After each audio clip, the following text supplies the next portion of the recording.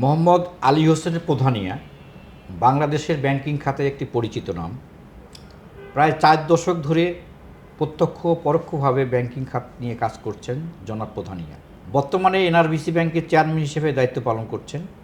সমস্যা প্রতিকূল এই ব্যাংকটি বিশেষত সুশাসন প্রতিষ্ঠা করার জন্য বাংলাদেশ ব্যাংক কর্তৃক যে বোর্ড এখন কাজ করছে, এই বোর্ড প্রায় 1 বছরের অধিক সময় ধরে কাজ করছেন জনাব প্রধানিয়ার নেতৃত্বে। এই ব্যাংকের বিভিন্ন দিক নিয়ে কথা বলার জন্য আমরা এখন এসেছি এবং কথা বলবো জনাব প্রধানিয়ার সাথে। এনআরবিসি ব্যাংকের গত 1 বছর থেকে শুরু করে এখন পর্যন্ত ব্যাংকটির কী অবস্থা, বিশেষ করে আর্থিক যে সূচকগুলো কী অবস্থায় আছে সেই বিষয় নিয়ে। জনাব প্রধানিয়া, আমাদেরকে সময় দেওয়ার জন্য আপনাকে ধন্যবাদ। আপনি কেমন আছেন? আলহামদুলিল্লাহ, ভালো আছে। আপনাকে অনেক ধন্যবাদ। আচ্ছা, আমরা আসলে প্রথমেই জানতে চাচ্ছি এই এনআরবিসি ব্যাংকটা প্রায় এটার প্রতিষ্ঠা লগ্ন হলো 2013। তো যাই হোক, একসাথে যে কয়েকটি ব্যাংক, যেটা আমরা 4th জেনারেশনের ব্যাংক বলি, এই 4র্থ প্রজন্মের ব্যাংকের মধ্যে এনআরবিসি একটি। তো এই ব্যাংকটি অনেক প্রতিকূল চড়াই উতরাই পথ পেরিয়ে এখন আজকে এই অবস্থায় এসছে।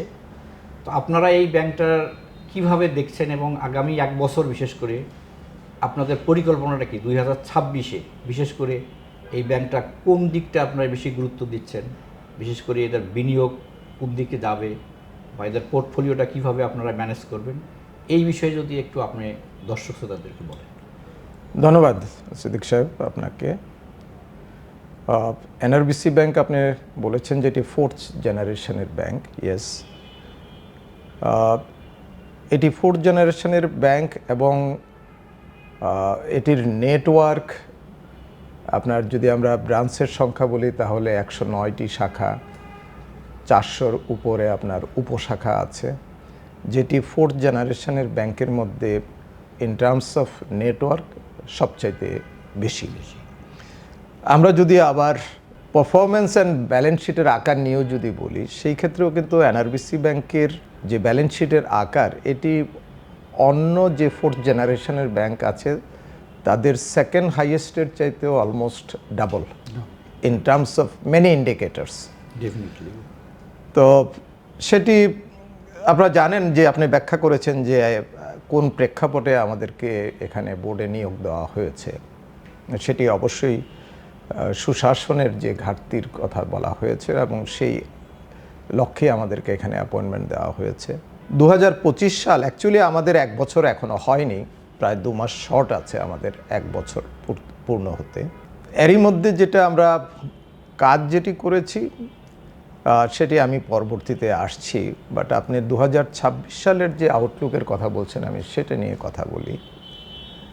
আমরা based on the performance of the 2025 আমরা 2026-এর যে আমরা লক্ষ্যমাত্রাগুলো ইতিমধ্যে আমরা নির্ধারণ করেছি, সেখানের মধ্যে আমাদের প্রথম ফোকাস যেটা আমরা রেখেছি, সেখানে আমরা এক্সপানশন হবে, আমাদের কোয়ালিটি ল্যান্ডিং, এবং সেই কোয়ালিটি ল্যান্ডিংয়ের মধ্যে আমার সবার আগে প্রায়োরিটি থাকবে হলো সিএমএসএমইতে যেটা ফাইন্যান্স করা। সেটি ইতিমধ্যে আমাদের 29% আমরা আছি 2025 সালের ডিসেম্বর পর্যন্ত। আমরা 2026 সালের জন্য এটিকে লক্ষ্যমাত্রা নিয়েছি 35% উন্নীত করার জন্য। আপনি নিশ্চয়ই জানেন যে বাংলাদেশ ব্যাংকেরও একটি লক্ষ্যমাত্রা আছে যে 2029 সালের মধ্যে এই টোটাল আউটস্ট্যান্ডিংয়ের মধ্যে আপনার সিএমএসএমইর যে আউটস্ট্যান্ডিং, এটি 27% উন্নীত করার জন্য লক্ষ্যমাত্রা দেওয়া আছে। এবং আদার্স যে লক্ষ্যমাত্রা আছে সেগুলো আমরা ধরে নিয়েছি যে আমাদের এবছরের ডিপোজিটের গ্রোথ হয়েছে 16%। এটা আমরা অর্জন করতে সক্ষম হয়েছি 21,000 কোটি টাকার মতো। সেই জায়গা থেকে আমরা 28,000 কোটি টাকাতে উন্নীত করতে চাই, এবং সেগুলো মোস্টলি কারেন্ট এবং সেভিংস অ্যাকাউন্ট খোলার মাধ্যমে, কাসা যেটাকে আমরা বলে থাকি। এটাও এখানে বলে রাখা ভালো যে আমাদের ইতিমধ্যে আমাদের যে কাসা অ্যাকাউন্টের যে নাম্বার, এটি আমাদের 2 মিলিয়ন আমরা ক্রস করেছি, যার মধ্যে 20 লাখের প্লাস আছে, যার মধ্যে শুধুমাত্র গত বছরের মার্চ মাস থেকে ডিসেম্বর পর্যন্ত 4 লক্ষ নতুন কাসা অ্যাকাউন্ট খোলা হয়েছে। তো এটি আমাদের প্রায়োরিটি।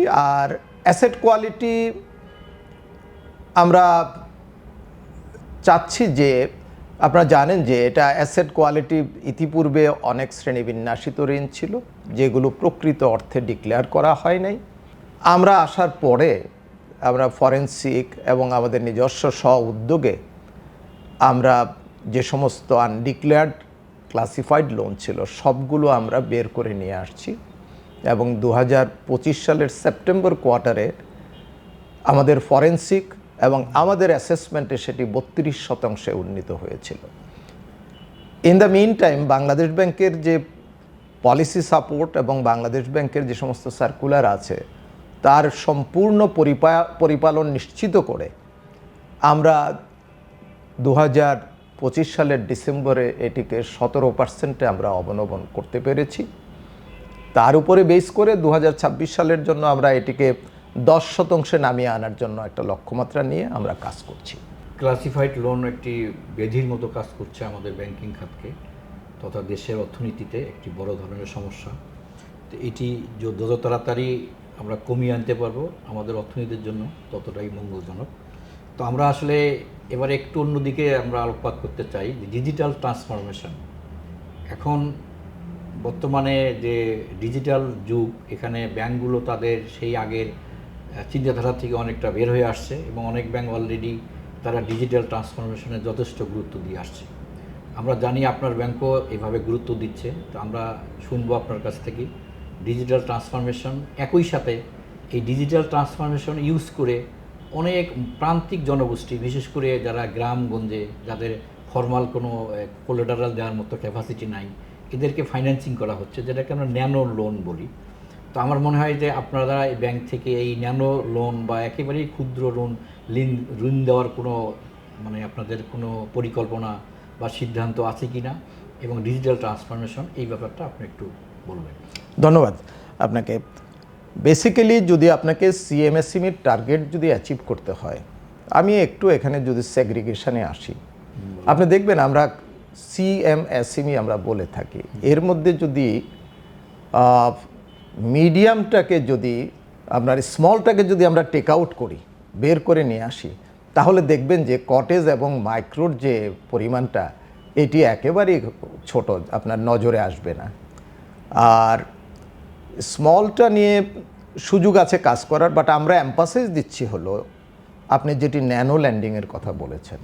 আসলে এই প্রান্তিক জনগোষ্ঠীর এখন পর্যন্ত একটা মেজরিটি ফ্যামিলি আছে যারা কোনো সোর্স থেকে আসলে কোনো ক্রেডিট এখন পর্যন্ত পায়নি। এদের পার্সেন্টেজ একটা সিগনিফিক্যান্ট পার্সেন্টেজ। এই যারা সুবিধা বঞ্চিত কোনো সোর্স থেকেই, not even from the NGOs, যারা ঋণ পায়নি, এই লোকগুলোকে আমরা যদি অনবোর্ড করতে চাই তাহলে আমাদেরকে কটেজ এবং মাইক্রোতে বেশি গুরুত্ব দিতে হবে। কটেজ, মাইক্রো এবং স্মলের লোয়ার সেগমেন্টটা, এটা বেসিক্যালি যাদেরকে বলা হয় সুবিধা বঞ্চিত পিপল।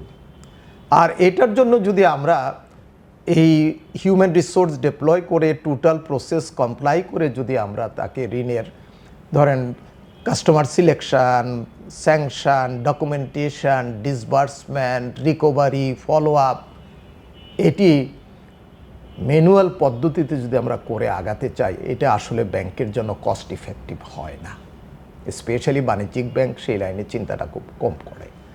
তো যেই কারণে আপনি যেটি বলছেন যে nano landing, this is basically the future of the cottage and micro, এবং আমরা সেদিকে যাচ্ছি। আমরা চিন্তা করছি।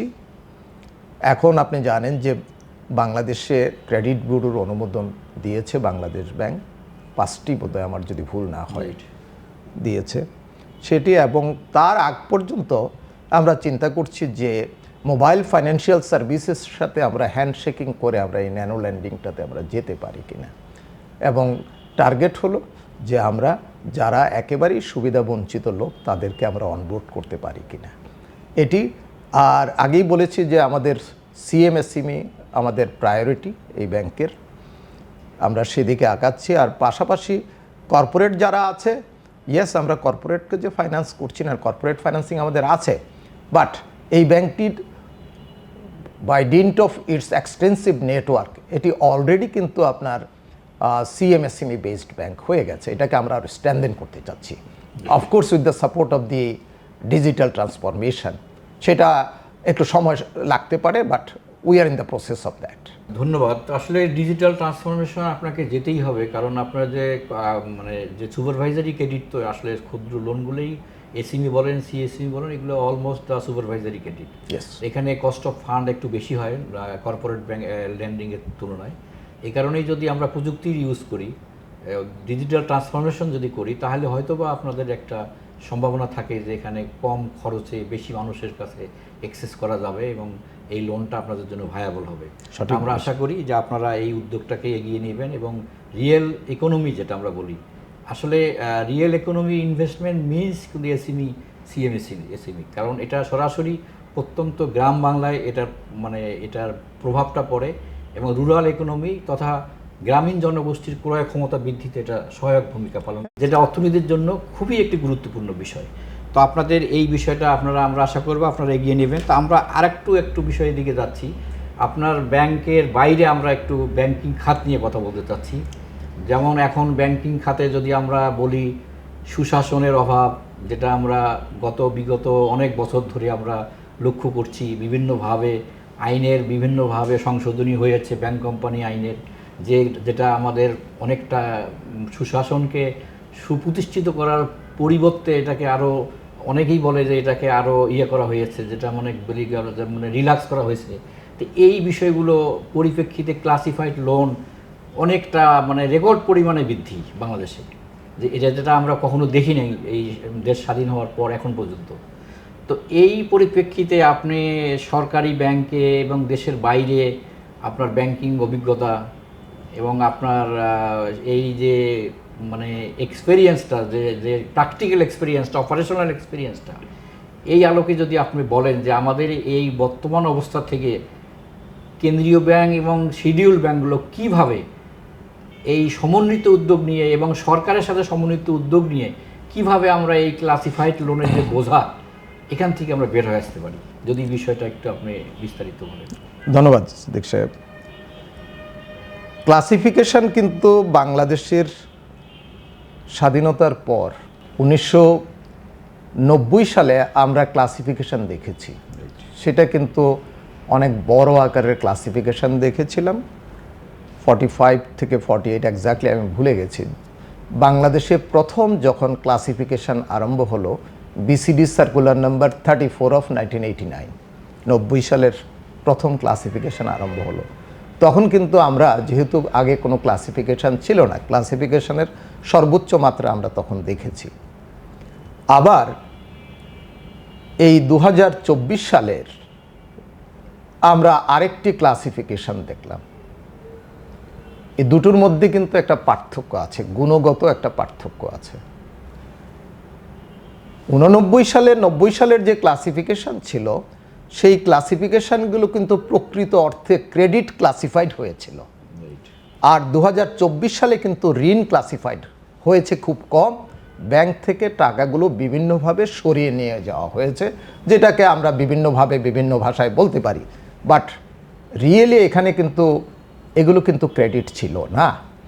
চ্যালেঞ্জ হলো এই টাকাগুলো আদায় করা। লোন যদি আপনার কোনোভাবে ক্লাসিফাইড হয়, এটি ব্যাংকারদের দূরদর্শিতার অভাবে হতে পারে, বিজনেস লস হতে পারে, খেলাপি অন্য যে কোনো ইকোনমিক ফ্যাক্টর হতে পারে। ব্যাংকারদের জন্য আপনার ঋণ, যেটি আপনার স্ট্রাকচারিং প্রবলেমের কারণে ক্লাসিফাইড হতে পারে। If it is classified due to this reason, তাহলে কিন্তু এই ক্লাসিফাইড ঋণটাকে কিন্তু আপনি ম্যানেজ করতে পারবেন, আদায় করতে পারবেন। আর যদি এই টাকা যদি আপনার বিভিন্নভাবে ঋণের নামে যদি বের করে নিয়ে যাওয়া হয়, এইটাকে ক্লাসিফাইড রূপ দিতে আমি এটার একটু বিপক্ষে অবস্থান নেই সব সময়ের জন্য। কারণ এটি আপনি ক্লাসিফিকেশনের সাথে যুক্ত করে ক্লাসিফিকেশনের ফিগারটি বড় করে দিয়ে এই টাকা কিন্তু আসলে আদায়যোগ্য হবে না, যদি না আপনি ওই যে বলছেন যে কম্বাইন্ড এফার্টসের কথা, এখানে নতুন আইন আপনার এনাক্টমেন্টের প্রয়োজন পড়ে। এই ধরনের ফাইন্যান্সিয়াল ক্রাইম এবং স্ক্যাম যারা করেছে তাদেরকে ওই আওতায় আনতে হবে। আরেকটা হলো যে একটা কম্বাইন্ড এফার্টস লাগবে, যে বিদ্যমান যে সমস্ত টাকা আদায় করার জন্য যে আইনগুলো প্রযোজ্য আছে, আপনি জানেন যে এর মধ্যে আমাদের টাকা আদায়ের জন্য, ছোট অ্যামাউন্টে টাকা আদায় করার জন্য পিডিআর অ্যাক্ট আছে। সেটি এখন শুধুমাত্র সরকারি ব্যাংকগুলোর কৃষি এবং ছোট ঋণগুলো আদায় করার জন্যই ব্যবহৃত হয়ে থাকে। এর আগে ছিল আপনার অর্থঋণ আদালত আইন 1990 নামে একটি আইন ছিল ছোট আকারের, সেটি আপনার রিপিল হয়ে যায় 2003 সালে। সেখানে অর্থঋণ আদালত আইন 2003 হয়। মাঝখানে 1997 সালে আবার ব্যাংক্রাপসি অ্যাক্ট হয়েছিল, একটা ছোট আকারের আইন। সেই আইনটি এখন বিদ্যমান থাকলেও টাকা আদায়ের জন্য এই আইনটি কিন্তু আর এখন কেউ মামলা ওই আইনে করছে না। সুতরাং অর্থঋণ আদালত আইন 2003-এর যেই ধারাগুলো, অনেকগুলো বোধহয় সংশোধনীর প্রয়োজন পড়ছে এখনকার প্রেক্ষাপটে। সুতরাং এই আইনগুলো যদি সংশোধন করা হয়, ব্যাংক কোম্পানি আইনের একটা ব্যাপক সংশোধনীর উদ্যোগ নিয়েছে। আমরা আশাবাদী যে এটি হয়তো অর্ডিন্যান্স আকারে হোক অথবা নির্বাচনের পরে সংসদ বসলে এই আইনগুলো খুব জরুরি, যেটি বাংলাদেশ ব্যাংক উদ্যোগ নিয়েছে এবং এই আইনের রক্ষক যারা।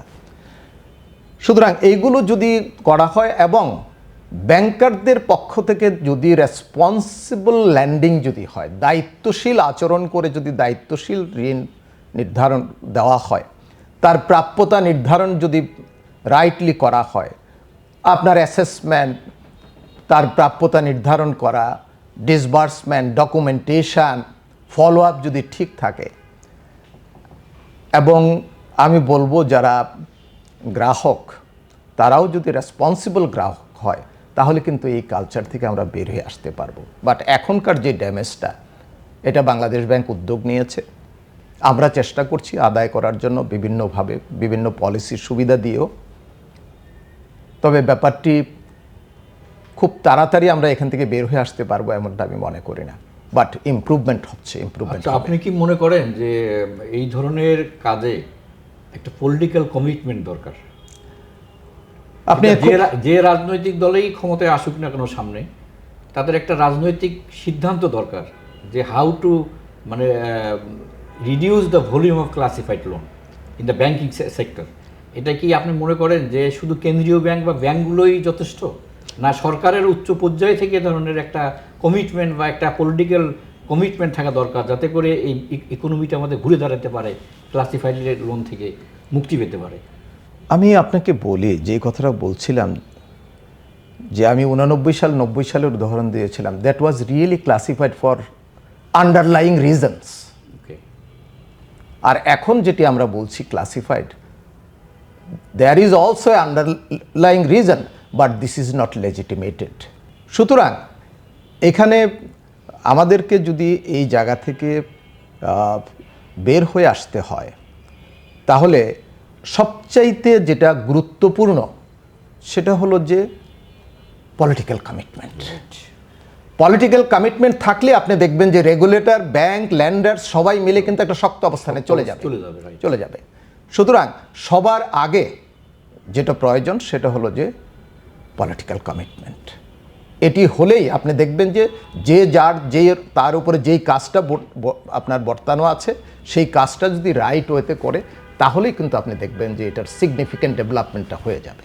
আমি মনে করি ড্যামেজ তো হয়েছে, এখন এখান থেকে আমাদের বের হয়ে আসার চেষ্টা করতে হবে।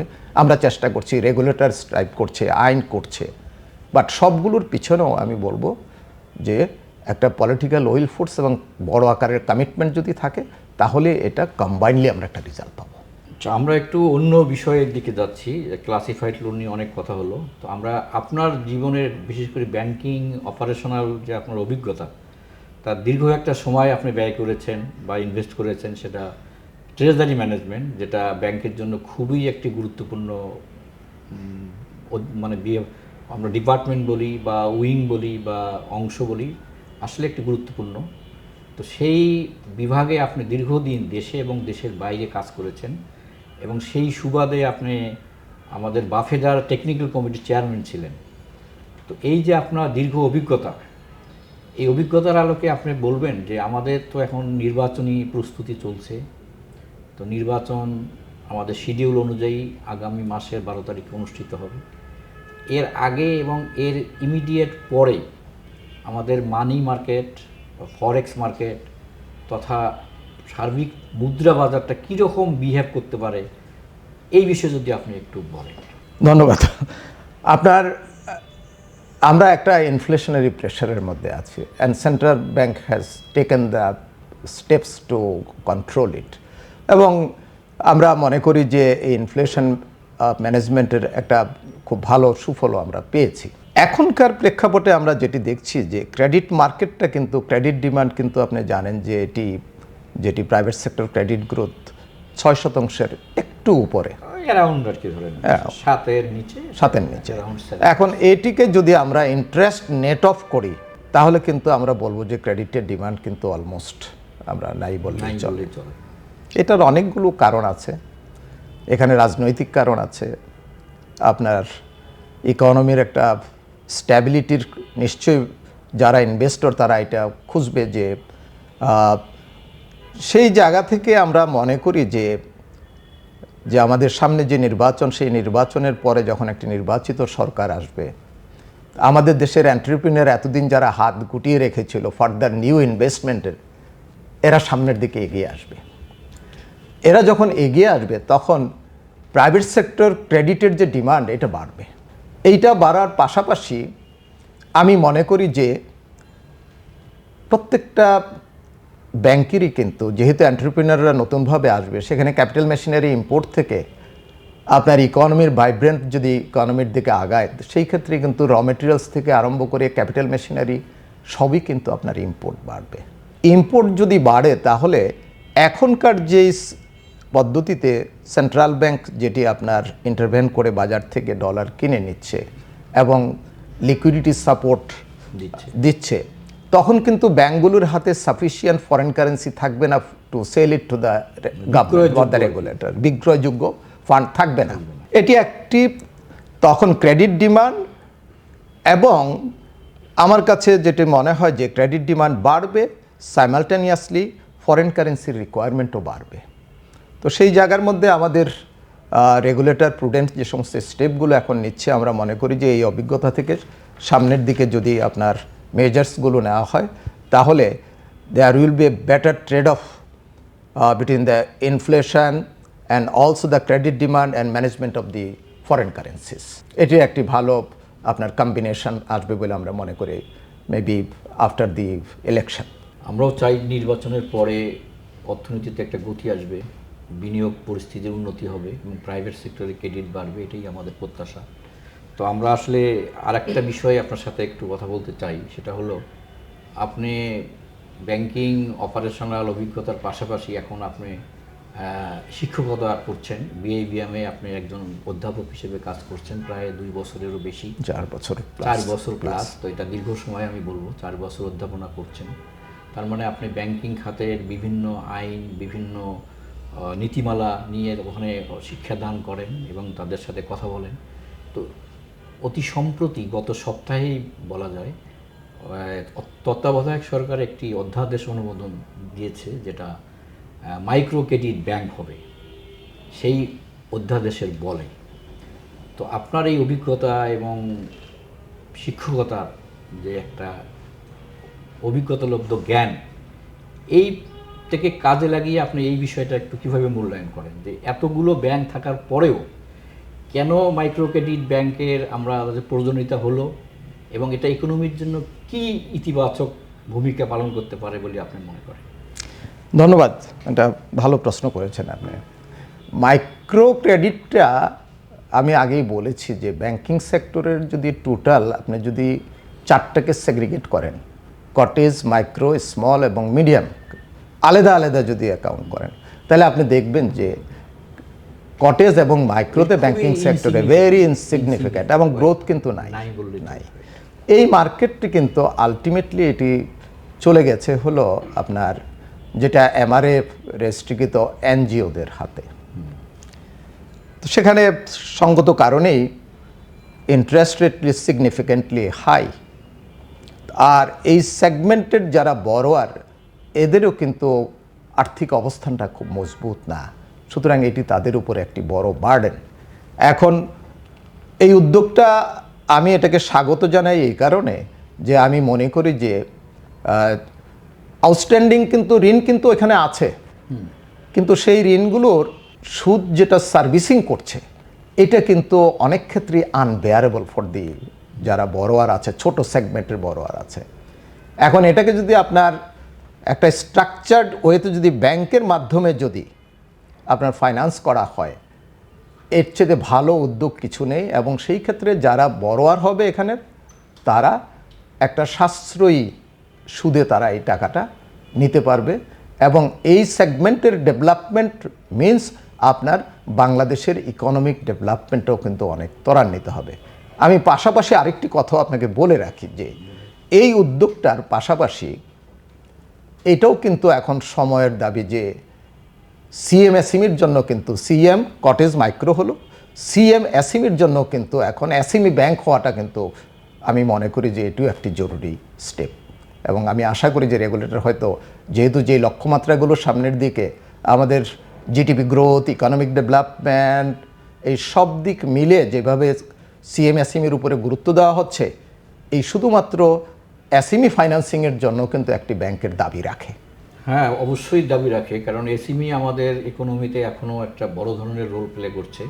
আমরা যেভাবেই তা দেখি না কেন, আমাদের আসলেই ব্যাংকিং বা ফাইন্যান্সিং বা ইকোনমি আসলে এসএমই নির্ভর। তো এখন এসএমইকে যদি আমরা ফেসিলিটেট করতে চাই বা এটাকে যদি অর্থায়ন আরও বাড়াতে চাই, তাহলে অবশ্যই একটা স্পেশালাইজড ব্যাংক বা একটা স্পেশালাইজড একটা কোনো উদ্যোগ বা পলিসি থাকলে আমার মনে হয় এই খাতটা আরও উপকৃত হবে। তো আপনার এই পরামর্শ সরকার বিবেচনা করবেন যারা পলিসি মেকার, আমরা আশা করি। তো আমরা আসলে এই শেষ পর্যায়ে চলে এসেছি। আমরা আরেকটা বার আপনার ব্যাংক সম্পর্কে, আপনি ব্যাংকের চেয়ারম্যান হিসেবে দায়িত্ব পালন করছেন। তো আপনাদের এই দায়িত্ব পালনকালীন সময়ে যদিও 1 বছরের কাছাকাছি বলা যায়, তো আপনাদের পারফরমেন্স মোটামুটি মাশাআল্লাহ অনেক ভালো। যদি আমরা পিয়ার ব্যাংক বা আপনাদের যে 4th জেনারেশনের যে ব্যাংকগুলো আছে তার সাথে যদি কম্পেয়ার করি, ইনসাইড যে ডেটাগুলো আমরা পাই বা দেখি, তার মধ্যে আপনারা এখনও মোটামুটি টপ র্যাঙ্কিং হোল্ড করেন in terms of deposit, credit, অন্য যে ইন্ডিকেটরগুলো আছে। এটা অবশ্যই একটা ভালো লক্ষণ। তো এই ব্যাংকটিকে আপনার এই অভিজ্ঞতা কাজে লাগিয়ে আগামী দিনে কিভাবে আরও এগিয়ে নেবেন এবং আপনার যারা শেয়ার হোল্ডার আছে তাদেরকে কী আপনি আশার বাণী শোনাবেন যে আমরা আপনাদের এই পর্ষদ এই শেয়ার হোল্ডারদের জন্য এই ধরনের একটা মেসেজ আপনি কি দিতে পারেন যে যারা আশান্বিত হবে আগামী দিনে যে এই ব্যাংকটা ঘুরে দাঁড়াবে এবং এই ব্যাংকে যাদের বিনিয়োগ আরও বেশি লাভবান তারা হবে, এই বিষয়টা যদি আপনি একটু বলেন। ধন্যবাদ। এটা খুব স্বাভাবিক যে যারা বিনিয়োগকারী তাদের প্রত্যাশা বছরের শেষে তারা একটা ডিভিডেন্ড পাবে, অথবা তারা ডিভিডেন্ডের প্রত্যাশায় এই ব্যাংকটি ভালোভাবে রান করছে, এই ব্যাংকটির গভর্নেন্স ভালো আছে, সুশাসন আছে এবং ব্যাংকটি অপারেশনাল অ্যাচিভমেন্ট আছে, ভালো করছে। এটাই হলো বিনিয়োগকারীদের প্রত্যাশা। আমরা যেটি বলতে চাচ্ছি যে কারণে আসলে আমি আবার সেই পিছনে চলে যাই, যে কারণে আমাদের এখানে আসা, সুশাসনের ঘাটতি ছিল। আমি মনে করি যে আপনি যদি সুশাসনগুলো যদি এখানে ফিক্স করা যায়, এখানে যদি কর্পোরেট গভর্নেন্সগুলো এনশিওর করা যায়, এখানে যদি আপনার ম্যানেজমেন্ট থেকে শুরু করে নিচের লেভেলের অপারেশন লেভেল পর্যন্ত সবাইকে যদি একই লেনতে এনে যদি কাজ করানো যায়, এই ব্যাংকটির অফুরন্ত সম্ভাবনা। কারণ এটি 4র্থ প্রজন্মের ব্যাংক হিসাবে এর নেটওয়ার্ক কিন্তু আপনার 3rd জেনারেশনের ব্যাংকের চাইতেও কিন্তু অনেক ক্ষেত্রেই বেশি নেটওয়ার্ক। সুতরাং আমি মনে করি যে এখন পর্যন্ত এই ব্যাংকটি যেই জায়গাতে আছে, এটার আসলে ব্যালেন্স শিট অপটিমাইজ করার মতো অফুরন্ত সুযোগ রয়ে গেছে। সুতরাং আমরা সেই সুযোগগুলোকে কাজে লাগাতে চাই। এটার নেটওয়ার্ক ইজ অ্যাসেট, এবং যত বড় নেটওয়ার্ক আছে সেই তুলনায় এখন পর্যন্ত যে ব্যালেন্স শিটের আকার আছে এটি আমি সিগনিফিক্যান্ট মনে করি না। এর চাইতে মিনিমাম ডাবল সাইজের ব্যালেন্স শিট হওয়া উচিত এই ব্যাংকটির। তো সেই দিকে আমরা কাজ করছি এবং আশাবাদী যারা বিনিয়োগকারী আছে, যারা এখানে বিভিন্নভাবে স্টেক হোল্ডার আছে, তাদেরকে আমি ধৈর্য ধারণ করতে বলবো এবং আস্থাতে রাখতে বলবো যে এই ব্যাংকটি ঘুরে দাঁড়াচ্ছে এবং এটি ঘুরে দাঁড়াচ্ছে অলরেডি, এবং সামনের দিকে আগামী 1 থেকে 2 বছরের ভিতরে আপনি দেখবেন যে এই ব্যাংকের ওয়ার্কিং রেজাল্ট একটা ট্রেমেন্ডাসলি একটা ভালো রেজাল্ট নিয়ে বের হয়ে আসবে। এবং এই ধারাবাহিকতা বজায় থাকলে এটি একসময় এই বাজারের একটি ভালো কমপ্লায়েন্ট ব্যাংক এবং একটি ভালো পারফর্মিং ব্যাংক হিসাবে এটি আত্মপ্রকাশ করবে।